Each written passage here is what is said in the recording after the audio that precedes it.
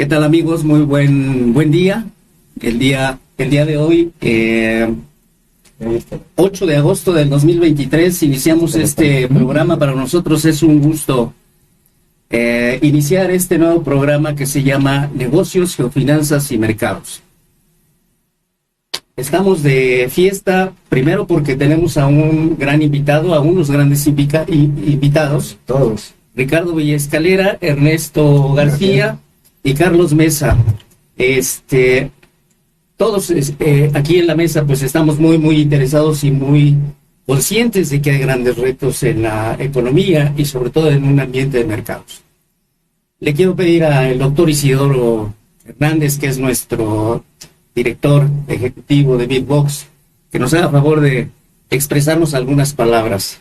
Gracias, pues de verdad es un gusto, Berna, que primero haberte conocido y que hayas aceptado una invitación para hacer otro programa, y que hoy de verdad te felicito por este interés. Obviamente es tu materia, eres un experto en finanzas, y que te hayas decidido a ese conocimiento compartirlo con nuestro amable auditorio de Bitbox, porque hoy estaremos de acuerdo que mucha de la información que pues se transmite en los diferentes medios y que todos conocemos, pues carecen de veracidad en la mayor parte. Entonces, pues nosotros aquí en Bitbox tratamos de ser congruentes con la palabra, de ser lo más veraces posible, porque sí merecemos tener una información fidedigna, y sobre todo tratándose en el aspecto económico, en el tema de las finanzas. Sí, entonces pues de verdad te felicito, Berna, y sobre todo que hayas hoy en el arranque de este programa pues invitado a grandes personalidades que saben mucho de esto, como es nuestro ilustre empresario, el ingeniero Ricardo Villescalera, que también es un apreciable amigo. Gracias por aceptarle la invitación. Igual para nuestro amigo Carlos Mesa Gutiérrez, quien también pues sabemos dentro de este medio pues sabe mucho, y sin dejar atrás, ¿verdad? Bueno, porque es el más pequeño de nosotros, es el chamaco. La promesa del profesor el futuro de México, Ernesto, nuestro queridísimo licenciado y amigo Ernesto. Y bueno, pues ¿quién mejor que el más joven, que no sabe mentir todavía, que haga una semblanza de tu trayectoria, una pequeña semblanza? Entonces, Ernesto. Al mismo tiempo, gracias, doctor Isidoro, felicitarte por la incursión en este espacio. Ya en el pasado ha tenido otras participaciones. Me permito dar lectura con la semblanza de Bernabé Chávez en el contexto de este primer programa, Negocios, Geofinanzas y Mercados. Bernabé Chávez realizó estudios de licenciatura en Economía en la Benemérita Universidad Autónoma de Puebla, nuestra máxima casa de estudios. Realizó estudios de maestría en Ciencias Políticas en la UAP. Ha ocupado diversos cargos en el sector público y privado. Ha colaborado en la administración pública en diversas administraciones en las áreas de gobernación, desarrollo social y bienestar. Fue colaborador con la Cámara de Comercio en Pequeño, Servicios y Turismo de Puebla. Fue miembro fundador de la Asociación para la Investigación y Atención de la Discapacidad, AMPIAC. Se ha desempeñado como consultor en temas económicos, sociales, académicos y políticos, y actualmente es asesor financiero en temas de créditos hipotecarios, y mantiene líneas de investigación en temas sociales, económicos, políticos, de negocios y finanzas. Muchísimas gracias por primero el honor, doctor, de iniciar este nuevo programa aquí en Bitbox Radio TV, y a ustedes la presencia. Encantado de estar con ustedes todos. Muchas gracias. Quiero, antes de que iniciemos por esta conversación, esta charla, expresar cuáles son las características de este nuevo programa. Se llama Negocios, Geofinanzas y Mercados. Los temas principales serán de gran interés para el público, referentes a los negocios, finanzas y mercados, desde una perspectiva geoestratégica. Cada programa tendrá a 1 o 2 invitados especialistas en negocios o mercados específicos. Se integrarán cápsulas de educación financiera, análisis de los mercados financieros, de divisas, de inversión y de economía circular. La parte relevante del programa será el tema de análisis del mercado del invitado especial y su participación en dicho mercado mediante sus productos y servicios. de tal forma que el auditorio pueda acceder a información oportuna referente a ese mercado y probables promociones del invitado. Pues bueno, nuestro invitado de hoy, Ricardo Villescalera, doctor, no sé si quisieras hacernos el honor de darnos una patada o por lo menos algún gesto de bienvenida. Sí, ¿verdad? Estás muy lejos, yo creo que la patada te la reservo para después, pero ándale, hoy va, ándale, una patada voladora. Pero pues reitero el gusto, el agrado y felicitarte, ¿verdad? Pues ya diste la semblanza para todo nuestro auditorio en Beatbox. Y bueno, amigas y amigas que nos sintonizan, están pendientes de la programación que vamos desarrollando día con día, pues ahí tienen este nuevo programa que yo creo que va a enriquecer a todos los emprendedores, a la gente pues que inicia o ya está en una pequeña empresa, y por qué no también a grandes empresarios, ¿verdad? Que vienen manejando su mercado y abundando en la economía y en las finanzas de nuestro México y específicamente también en nuestro estado. Y bueno, que hoy toda esta información, dado los acontecimientos, no nomás en nuestro país, sino a nivel global, mundial, pues hoy la economía es muy importante, entre otras cosas, de otros temas, porque pues dependemos mucho de nuestra vida, de nuestro progreso y de todo, pues de las finanzas, ¿no? Tantos caseras como empresariales y pues del país también, ¿no? Entonces yo creo que la información y, como bien dice, los invitados que tengas a bien de tenerlos aquí en tu programa, pues van a abundar mucho en esto, reitero, para conocimiento y espero que para pues apoyo en la economía de todos los ciudadanos y auditorio que nos siga. Y te deseo mucho éxito, Berna, de verdad, es un gusto. Y pues ahí te va la patada voladora y éxito. Nos está diciendo nuestro productor, perdón, que vamos a ir a un pequeño corte muy breve, amigas y amigos, no se despegue, de verdad van a ver qué interesante va a ser todo este programa y bueno, no nos tardamos, aquí seguimos. En un momento seguimos.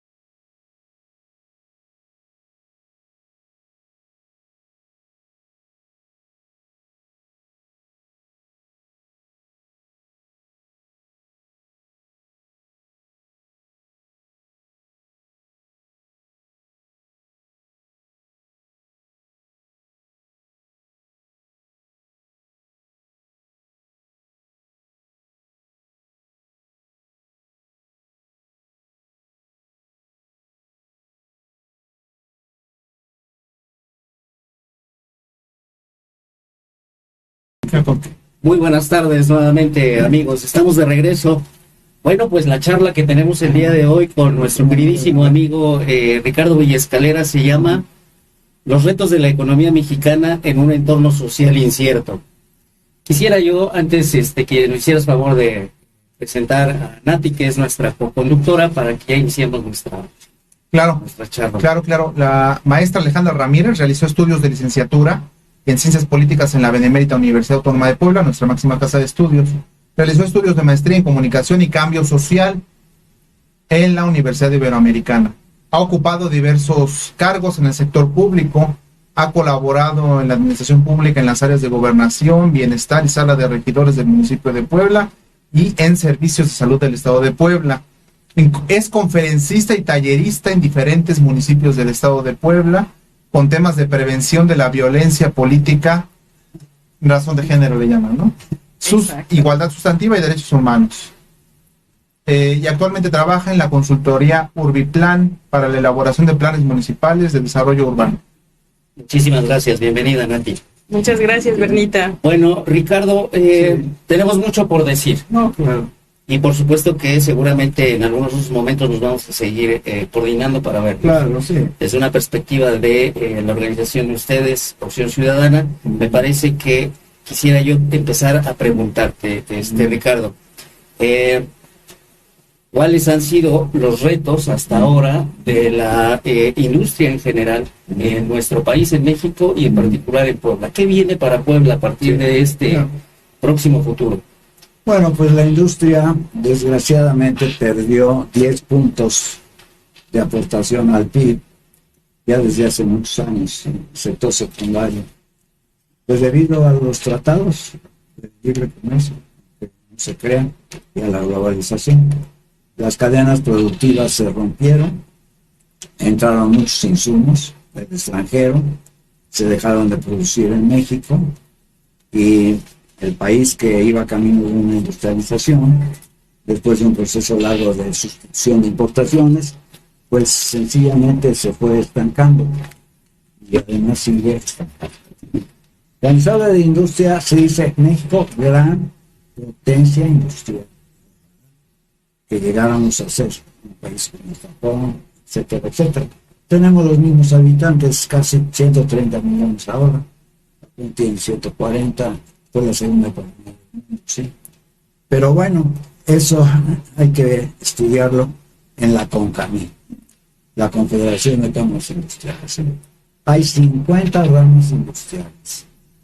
Ahora, el presidente nunca se le ocurrió reunirse con cada uno de ellos para ver qué tan rápido estaban avanzando o qué tan estancadas estaban, o cómo resistían la competencia asiática, o no la resistían, o cómo desaparecían, como fue la rama del juguete, muy conocida, la rama de plásticos, etcétera, ante el embate de las economías asiáticas, ¿no?, que todos conocemos, ¿no?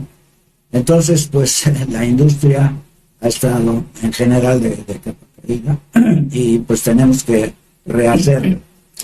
Y para eso se necesita una política industrial.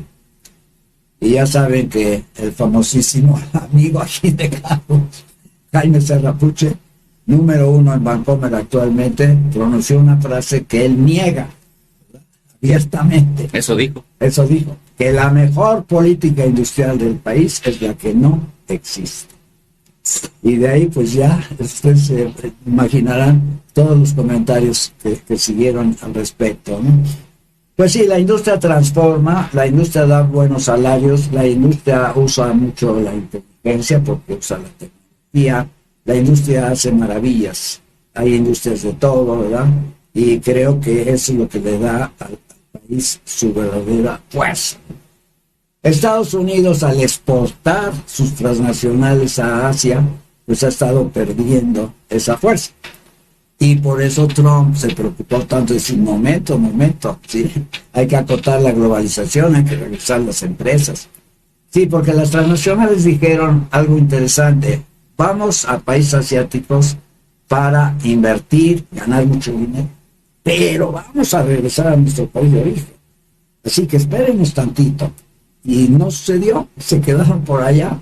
Y ahorita, bueno, pues hay un esfuerzo para volver a reindustrializar Estados Unidos. Claro, ya no es lo mismo en las áreas en que fuimos fuertes hace 30, 40 años, ¿verdad? Ahorita quizás sea ya con empresas de tecnología súper avanzada, de punta, en fin, todo lo que sabemos, ¿verdad? De las nuevas tipos de empresas que pues no conocemos demasiado, que están muy desarrolladas y pues muchas veces su tecnología pues es tan reciente que no se domina todavía, ¿verdad? El factor innovación en esto es muy grande, ¿sí? O sea que México tiene muchísimo que hacer en el sector secundario, que es el de las manufacturas, en la industria textil, por ejemplo, que se ha bajado muchísimo, ¿verdad? En su proyección, teníamos 400 fábricas, yo creo que ahorita sí hay 40, es mucho, en Puebla, etcétera, ¿no? Así que bueno, ¿qué podemos hacer ante la situación globalista? Y México tiene que resolver qué es lo que va a hacer, porque ahorita dicen que el PIB va a crecer al 2.7, que bueno, yo desgraciadamente cuando vino Xochitl, no le debí de haber hecho una pregunta, sino le debí de haber hecho una afirmación, que es la siguiente: nos comprometemos a que la economía mexicana en su sexenio crezca por arriba del 6%. Sabemos cómo hacerlo, porque estos crecimientos no nos sacan de pobres, ¿sí? Acabo de leer que necesitamos en este país 1.700.000 empleos. Yo estaba en 1.300.000, 1.500. Ahora aquí, el periódico de hoy, ¿y cuántos hemos creado? Los formales, máximo 700. O sea, tenemos un atraso bárbaro, empleos, un rezago enorme, y de ahí que se ha ido inflando la economía informal, ¿no? Hasta llegar a 35 millones de trabajadores. Informal, 35 millones, que solo aportan el 23% del producto. Porque obviamente pues, no tienen la maquinaria, no tienen la fuerza productiva de los empleos formales, ¿sí? Que ya tienen pues, un respaldo muy fuerte en capital por persona empleada. Bueno, pues hasta ahí lo dejo de momento. Bueno, amigos, antes de seguir avanzando, por el calor de la emoción, se me olvidó presentar precisamente a nuestro no falta queridísimo amigo Ricardo Villarreal. Ya se presentó. A volar. En ese sentido, quisiera yo hacer nuestra primera puntualización. Sí, claro. Sabemos hay muchas cosas por hacer en lo que tiene que ver con la generación de riqueza en nuestro país. Claro. Y por supuesto, en esa misma dinámica necesitamos políticas económicas y políticas públicas muy bien específicas. ¿Qué viene, Ricardo, para estos próximos años? En este contexto que te voy a comentar rápidamente. Claro. Estamos en el 2023, a unos meses de que se lleven a cabo las elecciones para el 2024. Sí, claro. Esa es una. La otra, se han generando grandes expectativas en lo que se refiere a la economía mexicana a partir de diferentes indicadores. A lo mejor uno de los más importantes es el que tiene que ver con la cotización peso-dólar, pero también en la generación de cierta infraestructura que parece que es conveniente, ¿no? Toda administración debe generar infraestructura, eso no se lo debemos quitar a ninguna responsabilidad de alguna administración a nivel nacional. Sí, entonces, en este contexto hay posibilidades de poder traer capitales del extranjero que se asienten esas empresas en nuestro país, básicamente en lo que se refiere al sur-sureste del país. Sí, cómo no. Pero el centro y el norte también generan gran aportación del Producto Interno Bruto a nuestro país. En este contexto, Ricardo, ¿qué propones? ¿Qué viene? ¿Qué necesitamos? Lo que viene es la misión imposible. Es lo que viene. Se lo voy a poner en cifras muy sencillas, ¿sí? Cuando yo daba clases de economía, la Unión Soviética crecía al 8%. Y Japón también. Para hacer lo que tuvieron que realizar, ¿verdad? Invertir 30% de su PIB. China ha llegado a invertir más del 40%. México está en el 18-19%. Ahora, 30% del PIB es una barbaridad. El PIB mexicano en dólares es 1.200.000 millones de dólares. Para ponerlo todo en dólares. Entonces, el 30% es una cantidad enorme, 360.000 millones, que yo los quiero ver aquí. ¿Sí? Y les puedo hacer las cuentas de cómo es muy difícil llegar a 360,000 de inversión para que esta economía pudiera despegar fuertemente y los rezagos sociales, en fin, tantas repercusiones que hemos tenido, crisis humanitarias, se pudiera resolver, ¿no? El gobierno, para empezar, tiene que invertir 100,000 millones de dólares. 100,000 millones de dólares son 2 millones de pesos. 2 millones.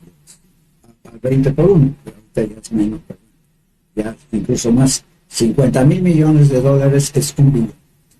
Ya tenemos ahí 100,000 millones. Los grandes empresarios, consejos de hombres de negocios, que ahora ya se llama así, siempre le han prometido al presidente, porque se juntan con él en lo oscurito, unos 35,000 millones de dólares. Ya somos 135. La inversión extranjera, empujándola mucho, serían 40,000 millones. Ya vamos en 175,000 millones. Después tenemos la inversión social, que pues ¿qué podríamos decir? Quizá cooperativas, los ejidos, que es una incógnita. Son 31,000 ejidos en México, pero debe de haber inversión social. No creo que llegáramos ahí a 200,000 millones de dólares. Y ahora quedan según dicen, 4 millones de empresas, que como dijera Fox son puros changarros. ¿Cuánto podrían invertir cada changarro? Que no es despreciable, ¿verdad? Porque son 4 millones, según dicen. En la pandemia perdimos como 500,000 empresas. Entonces, ellos tendrán que hacer un gran esfuerzo. Ahora, ¿qué necesitamos? Pues México es un capitalismo sin capitalistas. Necesitamos la bolsa de valores. Necesitamos que el mercado de capitales pueda realmente empezar a usarse, pero para las empresas medianas y pequeñas, y que ahí fueran viendo una fuente de inversionistas que seguramente tienen el dinero a lo mejor en Estados Unidos y demás, y que no lo invierten en México. Yo sé que en Estados Unidos tenemos ahorita ya capital mexicano 90,000 millones de dólares en bancos americanos, más los paraísos fiscales, ¿no? Yo creo que fácilmente fuera del país 150,000 millones de dólares que se produjeron en México y que se sacaron de México. Eso ahora hay que regresar, ¿no?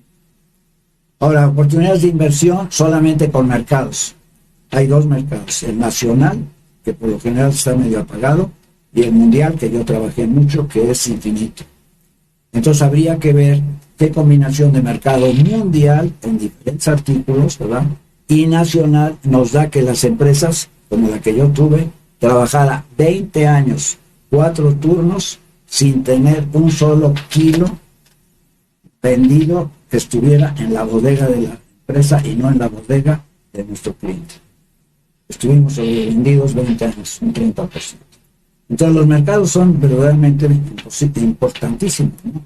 Y hay que hacer los estudios correspondientes, porque no todos absorben X cantidad de producto, ¿verdad? Lógicamente. Entonces tendríamos que hacer una combinación entre producción y venta en el mercado nacional, como he dicho, y en el mercado internacional.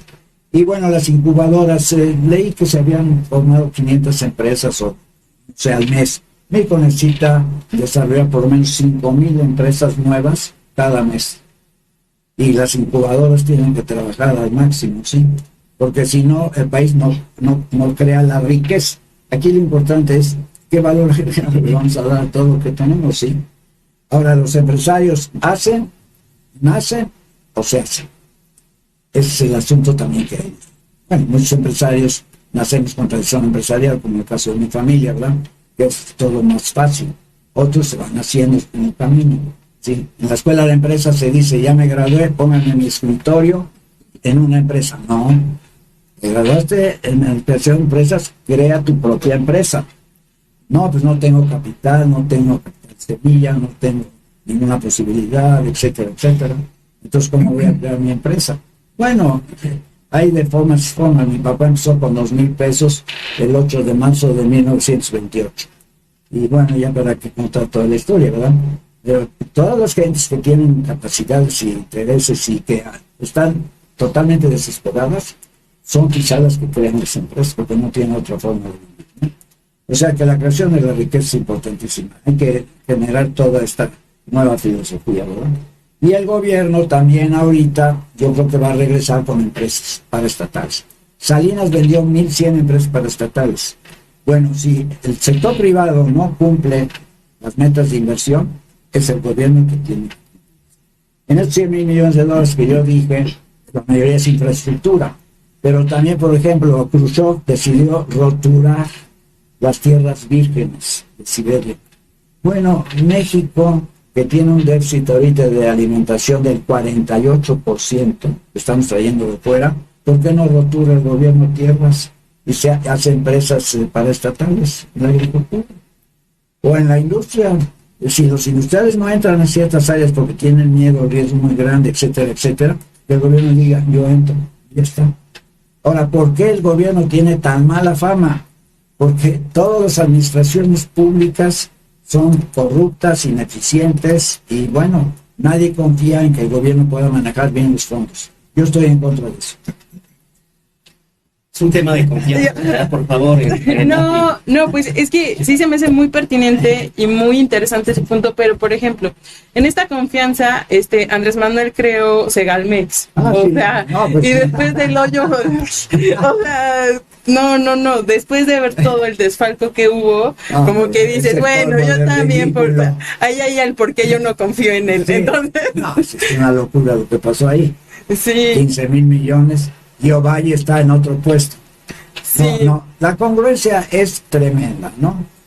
Si él ha dicho que no va a respetar a sus hijos ni a nadie, que empiece por Ovalle. Sí, o sea, yo creo que, y fíjese que ahorita que estaba en campo, sí veo mucho eso, ¿no? De la cuestión de que la gente todavía está muy apropiada de su tierra, de la cuestión de la agricultura. ¿Sí? Pero la infraestructura, no hay como ese boom para que realmente pasen de autoconsumo a agroindustria, o sea. La agroindustria es muy importante y los excedentes económicos del campo. No es agricultura de subsistencia, ya comí yo y los demás ya no me interesan. No, se necesita producir excedentes económicos dentro de la agricultura.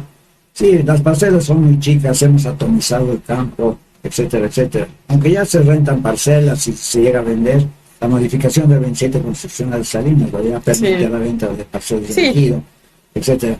Sí, pero miren, sacamos 2 a 3 toneladas de maíz por hectárea, digamos 4, en Sinaloa 9, en Estados Unidos llegan a 20. Esa es la realidad, o sea, nuestra productividad agrícola todavía es bajísima. Y en la industria, pues está Pemex, ¿no? Cada obrero saca 26 barriles y ExxonMobil saca 48. Por obrero, ya, ahí se acabó todo. Entonces, ¿qué hubo de Pemex? ¿Cómo andas? 120,000 obreros para eso. Hay que meter en orden el sindicato y a la propia empresa que es nuestra, etcétera, ver las inversiones sean realmente rentables y cuánto hay, ¿verdad? La petroquímica ha ido subiendo, ¿eh? La recibimos en 30%, ahorita ya estamos recibiendo 800,000 barriles. Y antes estábamos como 350,000. En las 6 refinerías que tenemos, ¿sí? Además del Deer Park y todo eso, ¿sí? Y 2 bocas que todavía no arrancan. Sí, ahí se ha hecho un esfuerzo, ¿sí? Pero la producción petrolera sigue estancada en 1.7 barriles, millones. Debería haber llegado a 2, la tuvimos en 3.4 en la época de Fox. Cayó a la mitad desde Fox a la fecha. Esa ha sido una tragedia. Sacaban mucho dinero y le sacaban muchos impuestos a demasiados. La desplumábamos por completo, ¿sí? Para no pagar impuestos nosotros, ¿no? Eso ya no se va. Que pague menos y la gente que tenga la famosísima reforma fiscal. ¿Qué opina usted de la reforma fiscal? Ya para ahorita, claro, porque hay que tener miedo a decir, tú ganas mucho, vas a contribuir mucho. Ay, no. Bueno, manito, si no quieres, pues vete del país y ya. Fíjense ya. Que en eso... ¿Qué es esto? En eso estoy de acuerdo, pero que sea parejo, porque al final de cuentas recaemos en la cuestión de la clase media. Todos los esclavos o todos los que están metidos, que sostenemos, no. Yo creo que debe de ser los grandes capitales. Sí, justo. Sí, claro. Y también toda la economía informal. Aquí debemos de discutir cómo vamos a ver que carguen el muertito. Sí, porque no facturan, no esto, no lo otro, se cuelgan en los diablitos de electricidad y todo cuanto hay, les damos todos los servicios y ellos nos dan un quinto, salvo los IVAs, que no sé, bueno, los IVAs si no facturan, menos IVAs vamos a tener. Quisiera yo intervenir, por favor, una intervención disruptiva, si lo permiten, sí, los presentes y quienes nos están bien observan y nos escuchan a la distancia, perdón, si lo permiten, como un ejercicio de retrospectiva, yo diría análisis, en esta dinámica deliberativa, propositiva y de acción o tendiente a la acción social. El próximo año, en 2024, se cumplen 50 años de la Carta de los deberes, los derechos y los deberes económicos de los estados, suscrita Por hace Luis casi 50 Echeverría años. Álvarez. Y me permito dar lectura literal. En su capítulo primero le llaman Principios Fundamentales de las Relaciones Económicas Internacionales. Es un poema, francamente es un poema de llevarse a cabo, francamente, la convivencia armónica, la cooperación internacional, la generación de la riqueza Sí. y la distribución de la misma No, claro. sería otro de Bueno, llevarse a cabo. órale. Yo me permito denominar pilares para fomentar la convivencia armónica entre los estados. Y si bien antes de dar lectura, como decía, mencionaba Gramsci, ¿no?, el filósofo, que el primer error en un análisis es juzgar el pasado con elementos del presente. Establece que las relaciones económicas, políticas y de otra índole entre los estados se regirán, entre otros, por los siguientes principios: soberanía, integridad territorial e independencia política de los estados. Igualdad soberana de todos los estados. No agresión, no intervención, beneficio mutuo y equitativo, coexistencia pacífica, igualdad de derechos y libre determinación de los pueblos, arreglo pacífico de controversias, reparación de las injusticias existentes por imperio de la fuerza que priven a una nación de los medios naturales necesarios para su desarrollo normal, respeto de los derechos humanos y de las libertades fundamentales, abstención de todo intento de buscar hegemonía y esferas de influencia, y el fomento de la justicia social internacional. Se hacía mención el ingeniero de Bernabé, por escuchar al licenciado Carlos Mesa también, de la inversión extranjera directa. Sí, claro. Los 5 estados que mayor inversión extranjera directa: Puebla, Estado de México, Nuevo León, Jalisco, Claro. y la Ciudad de México. Pero Puebla se ubica, según el reporte de la Secretaría de Economía, Puebla creció el 94% en inversión extranjera directa en el primer trimestre. Obviamente se compara los periodos con el inmediato Claro, anterior. claro. Puebla en 2023 recibió 920 millones de dólares. Salvo. Y también otra variable a considerar, pues, es el aumento en el salario mínimo, ¿no? Que no aumentaba considerablemente Sí, desde sí. 2018. Sí, 2023, 196 Sí, 200 pesos pesos. según la CONASAMI, ¿no?, la Comisión Nacional Sí. de los Salarios Mínimos, Qué bueno. como una dinámica para fortalecer, o una acción para Claro, fortalecer claro. el poder adquisitivo. Claro. Otra variable, pues ustedes saben, la inflación. Pero creo yo que es en este ánimo de repensar la función social de las instituciones, con el conocimiento pleno de la economía social, autores como Antonio Vázquez Barquero, Antonio David Catán, y libros como La Otra Economía. Bueno, a nivel nacional contamos con el INAES, el Instituto Nacional de la Economía Social. Habrá que explorar cuál es su estado. Yo diría el estado de cosas, un estado del arte, Sí, el claro. origen, evolución, situación actual. Claro. Si hoy cumple con su función social de otorgamiento de créditos a baja tasa de interés, Sería ideal. cierta preferencia con grupos vulnerables, visibilizar, ¿no? Visibilizar a las minorías en dado caso, o que históricamente han sido marginadas, Claro. etcétera, por ciertos grupos de presión, lo que conocemos como los lobbies, etcétera. Yo creo que es una dinámica repensar la función social e institucional de la administración pública centralizada, descentralizada, desconcentrada y paraestatal. Creo yo, es una labor no dejarla toda en manos de administradores públicos, socializarla desde abajo, creo yo, socializarla desde abajo y abonar a un fortalecimiento institucional, creo yo. Muchas gracias, Ernesto, y quisiera también la participación de Carlos en este muchas gracias. contexto, por favor. De acuerdo, sabemos muy bien que tenemos muchos retos como sociedad, en todos los aspectos, cada quien en su propia trinchera, ¿no? El empresario, el trabajador, el agricultor, el ingeniero. Los técnicos, todos.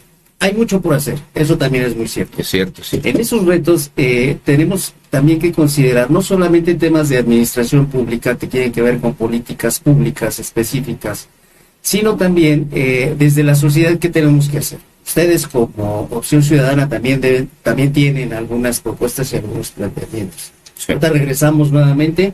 Quisiera yo cerrar fuertemente con Ricardo para que sigamos en esta dinámica, ¿no? Desafortunadamente los tiempos luego nos comen, claro. Tenemos más o menos unos 20 minutos para pero la parte financiera es muy importante. Muy bien, por favor, Carlos. Cómo no, gracias, Bernabé.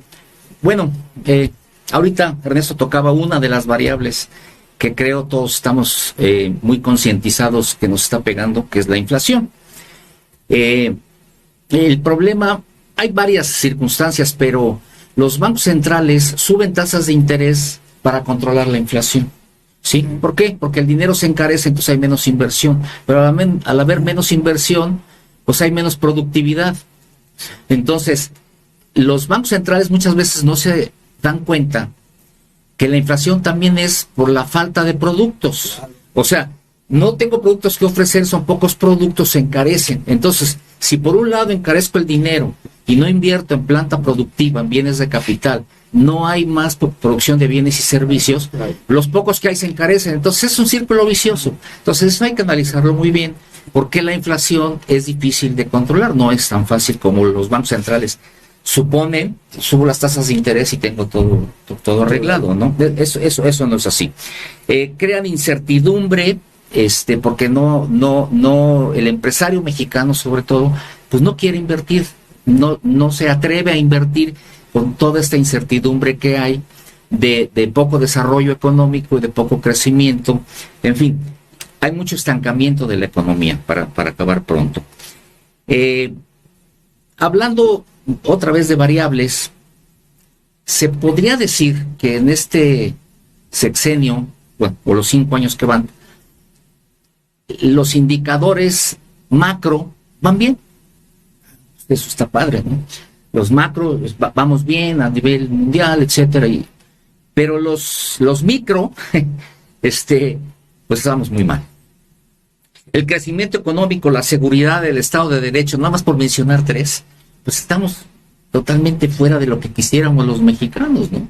Crecimiento económico, pues según yo tengo el dato que se espera para 2023 un PIB del 2.3. Es regresar a lo que teníamos. Claro, hay que reconocer que en el 2020 la pandemia nos pegó a todo el mundo, etcétera, ¿no? Caímos arriba de un 8%, caímos en el PIB en el 2021. En fin, crecimiento económico es un gran reto, pero por lo que mencionaba hace rato lo veo poco complicado. Seguridad, caramba, hace algunos meses llegamos a tener un promedio de 100 delitos dolosos al día. Hoy andamos en 70, 80, ya. No le hemos librado. Sigue siendo altísimo. Sí. Es algo que totalmente no se puede permitir. Y no pasa nada. Pareciera que hasta ya nos acostumbramos a tener y manejar y recibir esa información. Entre 70 y 80 delitos diarios, dolosos. Es pérdida de vida, no son delitos, son asesinatos. Pues son crímenes por eso, dolosos, se dice, crímenes dolosos. Delitos. Se llaman, en derecho se llaman delitos dolosos, creo yo. Qué elegante. Delitos, sí, porque hay delitos culposos, ¿no? Sí, no, esos son otro tipo de, tipo accidentes, otro tipo de cosas. Bueno, por lo menos así es como yo lo he oído que lo manejan, ¿no? Y el Estado de Derecho en México, pues es un pilar, es la base para que las cosas funcionaran mejor, pero no hay justicia. Tenemos muchas leyes, pero no se aplican. Entonces, para mí el crecimiento, la seguridad y el Estado de Derecho, crecimiento económico, pues son cuestiones que al no darse, al no tenerse, hay una gran incertidumbre y no hay inversión. Entonces, al no haber inversión, pues se genera todo este tipo de cosas.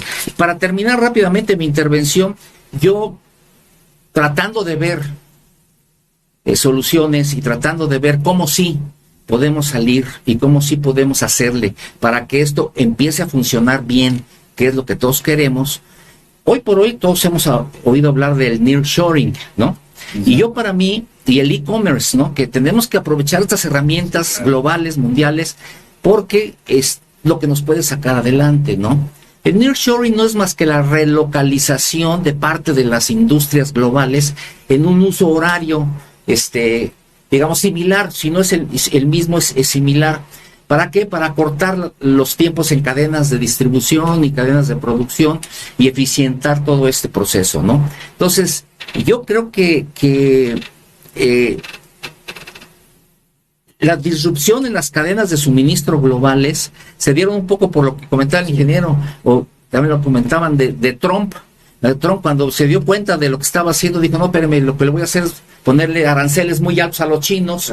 Entonces empezó a tratar por ahí a pegarles. ¿Para qué? Para relocalizar, que es el nearshoring, relocalizar aparte o la totalidad de las empresas, ¿no? Regresarlas al país. Entonces, también hablando de lo que decía el ingeniero de los tratados de libre comercio hoy con el TMEC, pues hay que verlo desde las dos ópticas, ¿no? Puede ser que haya perjudicado, por ejemplo, la CONASUPO, cuando entró el Telecán, la CONASUPO se vino abajo, ¿no? Además por los malos manejos de ya sabemos quién, un hermano incómodo, ¿no? Pero sí, el Telecán vino a crear un desastre en CONASUPO cuando de alguna manera estaba funcionando en la distribución de granos, ¿no? Etcétera. Y de alimentos en general. Entonces, el TMEC, decía yo, es una oportunidad importante para que otros países nos vean como prioridad para venir a invertir en el nearshoring por la cercanía que tenemos con Estados Unidos. Entonces, son de las ventajas que tenemos que aprovechar para que esto de alguna manera podamos salir. Claro que por ejemplo, Raquel Buenrostro, secretaria de Economía, ella dice que 400 empresas, eso lo dijo hace unos meses, 400 empresas están interesadas en invertir en México, ¿no? Entonces, no es cualquier cosa, ¿no? Por último, yo diría que para que todo esto funcione, México tiene que reinvertir o invertir o destinar, pues mínimo un 3% de su PIB para mejorar puertos, aeropuertos, parques industriales, rutas de comunicación, etcétera, inclusive para eficientar aduanas. Todo esto México tiene que invertir mucho dinero para que efectivamente vengan las empresas y tengamos esa facilidad de hacer que verdaderamente nos dé los resultados. Este esquema que es nada más ahorita algo específico que yo quisiera mencionar, lo del nearshoring, ¿no? Entonces, bueno, en términos generales, yo creo que sí hay formas de poder ir saliendo, o sea, porque lo negativo, lo malo, lo feo, pues todo eso creo que más o menos lo sabemos y lo oímos diario. Las noticias no nos dicen otra cosa. Ya estamos cansados. Entonces, ¿qué podemos hacer? ¿Qué soluciones hay? ¿Qué realmente se puede empezar a hacer? A lo mejor a corto, mediano y largo plazo, pero sí ya ir pensando en soluciones. Y esta es una solución global que se está dando a nivel mundial y que México la debe de aprovechar, repito, también por la facilidad y el contar con el famoso TMEC y la cercanía con los Estados Unidos. Sí, básicamente. Es un tema que debemos aprovechar, ¿no? La geolocalización de nuestro país. Así es. Tenemos hacia salida hacia el Golfo de México, hacia el Pacífico, el Atlántico. Entonces, hay muchas posibilidades de poder generar planteamientos, así como tú lo estás comentando, Carlos, muy serios, muy propositivos para implementar políticas, y quisiera yo aquí avanzar un poquito más rápidamente, Ernesto, temas de políticas públicas, sobre todo en cuestiones de economía social. Me parece que esa parte también tenemos que avanzarla como sociedad, como nación, para efecto de cerrar la pinza.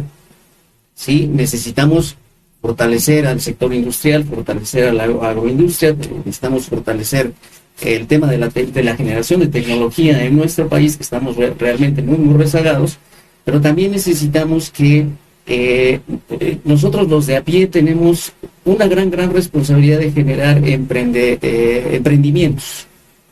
Y es en ese contexto donde me parece que también tenemos que avanzar. Coméntanos algo, ¿cuál es la perspectiva de ustedes referente a eso? Sí, en lo particular considero que debe fomentarse un impulso a la economía social, como mencionaba yo a algunos autores como Antonio Catani, sí, Vázquez Barquero también, donde hablan de la economía social y sus pilares, sus tres pilares, el cooperativismo, el asociativismo, el sindicalismo. Claro que se ha desvirtuado, nada nuevo, se ha desvirtuado con el devenir de los años, el hecho de incurrir en ciertas prácticas de clientelismo político, clientelismo electoral, se ha desvirtuado, pero no quiere decir que en sí mismo la economía social y sus tres pilares, al menos propuestos como parte de un pensamiento crítico alternativo, en contraste con el pensamiento hegemónico, un pensamiento crítico alternativo que abra otras posibilidades, que se exploren otras vías, así como mencionaba el señor Carlos, también mencionar el tema de las startups, ¿no?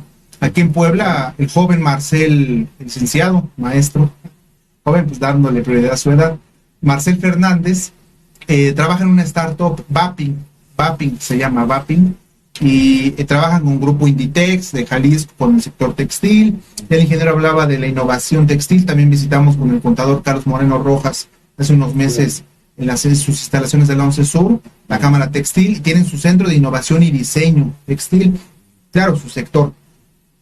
Pero es cuestión de fomentar el impulso, creo yo, a esta economía social, socializarlo.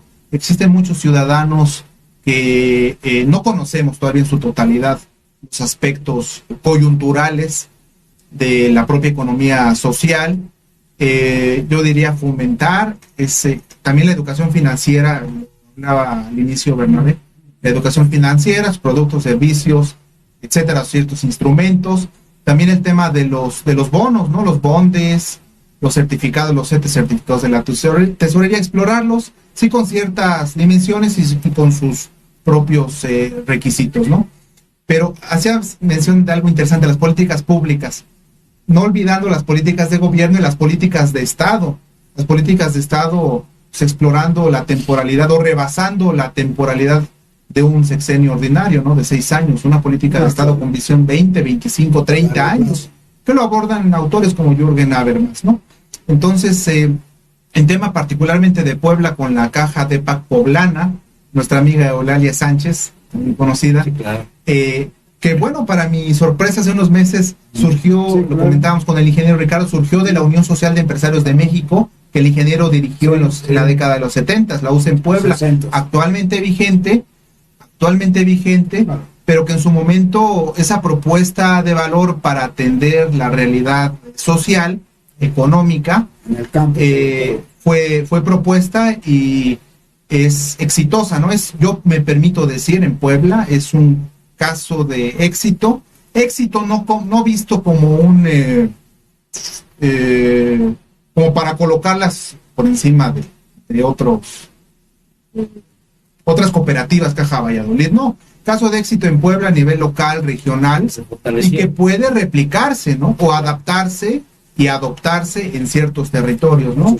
Vistos también ampliamente abordado en Opción Ciudadana, con ese enfoque de unidad nacional, no de balcanización, como también muchas veces ha tratado nuestro amigo Alfredo Jalife, ¿no? Pero evitando esa división, evitando esa división, y sí haciendo un llamado a la unidad regional, finalmente aprovechando las potencialidades del territorio, ¿no? La vocación productiva del territorio. Y concluyo, perdón, si me lo permiten, vuelvo al poema, ya pasó febrero, pero el artículo 5 establece, de esta misma Carta de los Derechos y los Deberes del año 74, establece su artículo 5 que todos los estados tienen el derecho de asociarse en organizaciones de productores de materias primas a fin de desarrollar sus economías nacionales, lograr un financiamiento, estamos en negocios, geofinanzas y mercado, lograr un financiamiento estable para su desarrollo y en el cumplimiento de sus propósitos, colaborar en la promoción del crecimiento sostenido de la economía mundial, en particular, acelerando el desarrollo de los países en desarrollo. En consecuencia, todos los estados tienen el deber de respetar ese derecho, absteniéndose de aplicar medidas económicas y políticas que lo puedan limitar. ¿Qué fue lo que ocurrió hace unos años con el flujo migratorio y las sanciones que pretendía Donald Trump aplicar a nuestro país? De 5% mensual, recuerdo yo. 25%. Sí. Bueno, contrario a lo que se plasma en un bello poema, ¿no? Pero que de ejecutarse, creo yo que sí nos encaminaríamos y nos orientaríamos hacia una convivencia armónica, propiamente en Latinoamérica, ¿no? Que es, creo yo, el elemento de cohesión más próximo, más cercano, ¿no? Si bien vinculados al TEMEC, vence ya en unos años, en unos 10 años, Sí. 9, 10 años. Hay que revisarlo. Pero bueno, ir socializando como poblanos, como mexicanos. ¿Qué va a surgir después del TEMEC?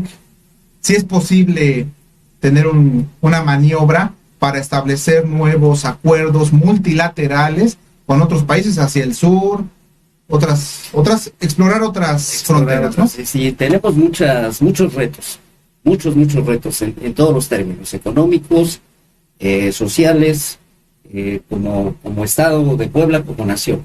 Y yo quisiera utilizar estos últimos minutos, la perspectiva. Yo digo que hay personajes en la historia de nuestro país que le quedan grandes a los partidos políticos, y ese es uno de ellos. Eres tú, Ricardo. Muchas gracias, mi hermano. Las ideas, los planteamientos, donde se van generando ahí algunos planteamientos muy positivos, pero quisiera yo al final ahorita tu posición en lo que se refiere a México en pos del fortalecimiento de una democracia. Por favor, Pues Ricardo. miren, todo lo que dijo Ernesto, nosotros lo vivimos con Echeverría, ¿verdad? Yo anduve armado todo su sexenio y tuve que sacar a mi familia del país por el ataque que sufrimos el sector empresarial. Pero bueno, dentro de todos sus asuntos eran los no alineados. Los países que no querían ser pisoteados eran 77. Y ahorita, pues creo que los BRICS están no alineados, ¿sí? Porque, bueno, la hegemonía yanqui ha sido muy poderosa, ¿no? Y Latinoamérica, pues el famosísimo patio trasero, y la doctrina Monroe, y todo eso también creo que hay influido bastante, ¿no? Y bueno, esto espero que lo lea Zelensky, porque ni de chiste sabe Zelensky todo lo que esto implica, ¿no? Bueno, la hermandad a nivel global, pues no es nada fácil. Las concordias y la colaboración entre las grandes potencias, pues en vez de la confrontación, ¿sí? O incluso una competencia que sí existe entre China y Estados Unidos ruda, pero podrían cambiar.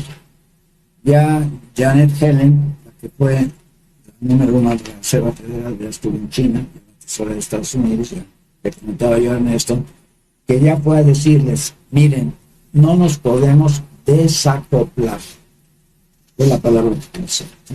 Entre China y Estados Unidos, porque el mundo va a subir. Pero bueno, en el caso de México, pues las famosas sinergias que han estado corridas, ¿sí? Entre el sector privado, entre el gobierno, el sector social, toda la población, que también puede aportar su sinergia. Y yo creo que eso lo debemos a que no nos hemos arriesgado a tener un plan de desarrollo, tanto económico como social, pues verdaderamente auténtico y verdaderamente implementable. Y con, me atrevería a decir, ciertos castigos en caso de que no se llegaran a obtener. Todos esos planes se van a hacer hasta la basura, entonces no sabemos a dónde vamos a dar, ni nada por el PIB. ¿Qué PIB vamos a tener en el 2030? Por ejemplo, ¿sí? ¿Qué índice de pobreza vamos a tener en el 2030? ¿Sí? Etcétera. Creo que tenemos que fijar las metas y conseguirlas a como dé lugar, y que todo el pueblo de México esté involucrado. Y bueno, en eso pues ya saben que hay los planes económicos centralizados compulsivos, que no es conveniente, y los indicativos, ¿no? En que se respeta la libertad de todos los agentes. Tenemos un minuto ya, Sí. nada más. Nos Bueno, come el Bueno, tiempo, nos toma el por favor. tiempo. Pues miren, un verdadero capitalismo mexicano, ¿verdad? Que tiene muchos ingredientes que no tienen otros. No somos Alemania, no somos Inglaterra, somos México. Y hay que tomar en cuenta nuestra historia, nuestra forma de ser y nuestra forma de entender nuestra realidad. ¿Sí? Y para eso abrir la discusión a toda la sociedad sobre estos temas. Y antes de que se me olvide, ya que se nos acaba el tiempo, traje 2 libros que son importantes que los conozca el público. Uno es de Timothy Hyman, que es un gran experto en finanzas a nivel nacional. Aquí él es inglés, pero ha estado viviendo en México mucho tiempo. y el otro es Edgardo Buscaglia, que habla mucho del lavado de dinero, que también ha servido para financiar, desgraciadamente, muchas cosas en México, y que, bueno, usted es un experto en todo lo que nos pasa en el área de las narcofinanzas, si se puede decir así. Un tema muy importante. Muy importante, sí. Hablar. Pues amigos, les agradecemos mucho su atención. Quisiéramos seguir avanzando en estos temas, vamos a tener oportunidad para ello, pero Sí, por claro. hoy nos despedimos. Muchas gracias a todos a todas las personas que nos ven y nos escuchan. Por favor, denle like y reproduzcan nuestro material. Muchas gracias a todos. Gracias, Carlos. Magnífico, Bernabé.